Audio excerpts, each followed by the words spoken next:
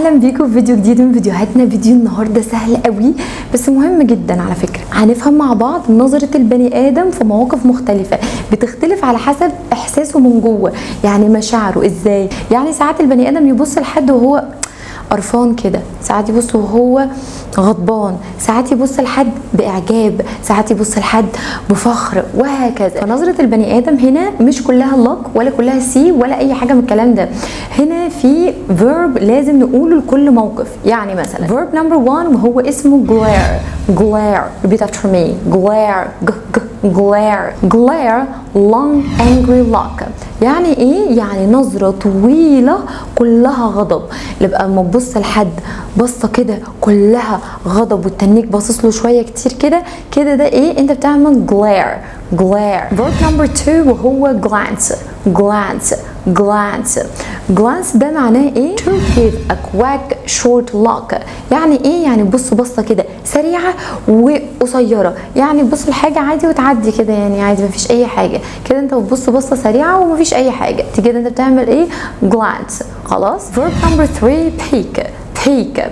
ايه معنى peek؟ to look for a short time or a while trying to avoid being seen. يعني هي بصة سريعة ولوقت قصير خالص وبتتجنب ان اي حد يشوفك، عارف كده، بتبص لحد في الخباثة من تحت لتحت، هي دي كده انت بتعمل ايه؟ peek. verb number 4 وهو peep. peep. peep معناها ايه؟ look at something for a short time through a hole. بتبص لحاجة لوقت صغير مش كتير قوي، بس بتبص من خلال فتحة كده او ثقب او اي حاجة. يعني مثلا بتراقب حد، بتشوف حاجة، بتراقب حيوان معين، كل الفكرة بتبص على شيء لكن من خلال فتحة. اتفقنا؟ verb number 5 وهو gape. gape. gape to look in great surprise with an open mouth. يعني ايه؟ تبص لحد كده بنظرة انبهار، اندهاش، وانت كده ايه؟ بقك مفتوح، عارف اللي هو بتهزر، عارف الجو ده؟ لا بتهزر وانت فاتح بقك كده، معقولة؟ فهمنا؟ هي دي البصة دي كده انت كده بتعمل ايه؟ جايب. جايب.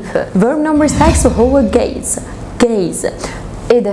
معناه to look for someone or something for a long time with surprise or admiration. بتبص لحد لفترة طويلة من الوقت وانت كده يعني بص مندهش قوي او معجب بيه قوي، عارف كده اللي هو تنيك باصص لحد كتير باعجاب، هو ده كده انت بتعمل ايه؟ gaze.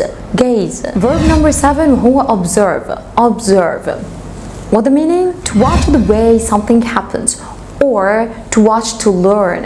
يعني ايه؟ تقعد تتفرج كده الحاجة بيحصل فيها ايه، او تقعد تراقب الحاجة كده عشان تتعلم منها، او مستني حاجة معينة تحصل. زي مثلا الساينتست، العلماء بيعملوا ايه؟ بيقعدوا يتفرجوا على تجارب معينة عشان يشوفوا ايه اللي بيحصل، مستنيين حاجة معينة. وبكده نكون وصلنا لنهاية فيديو النهاردة وفهمنا ان مش كل حاجة طول الوقت اسمها see or look or watch. دول 3 افعال اساسيين فعلا في ان انت بتشوف الحاجة، لكن كل موقف ليه نظرة معينة. يعني وانت بتبص باعجاب غير ما بتكون بتبص بغضب، وهكذا. اتفقنا؟ اتمنى الفيديو يكون عجبك واستفدت منه، ومش كل افعالنا بعد النهارده سي ولاك.